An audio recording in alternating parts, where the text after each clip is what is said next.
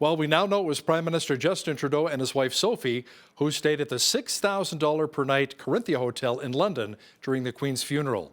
And according to the Toronto Sun, the couple stayed for a total of 5 nights, costing taxpayers $30,000. Now, to chat about this in more detail is the federal director of the Canadian Taxpayers Federation, Franco Terrazzano, joins us once again from Ottawa. Franco, you're demanding that the Prime Minister pay the money back, but will he? Well, we sure are demanding that Trudeau pay that money back, because here's the thing.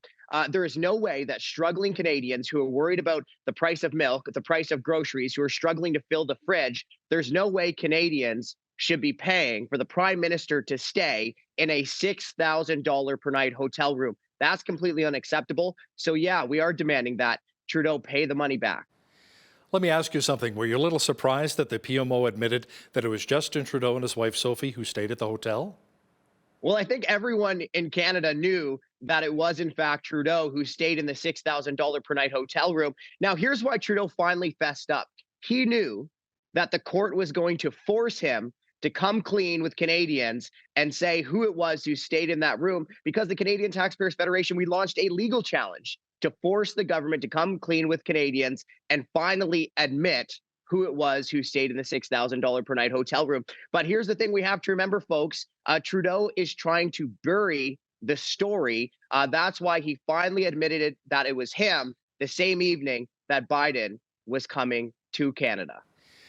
Did the Prime Minister's office explain why Trudeau stayed at this very posh hotel instead of something a little more affordable, such as like $1,000 a night? Well, there is no legitimate rationale. There is no legitimate rationale. There is no reason that the Prime Minister should be billing Canadians for a $6,000 per night luxury hotel suite, especially when so many people are struggling. Look, it's so expensive, the hotel he was staying at, that the government could have saved money by staying at the Shangri-La. Okay, if you know that you could save money staying at the Shangri-La or the Four Seasons or the Savoy, then you know that the government truly spared no expense.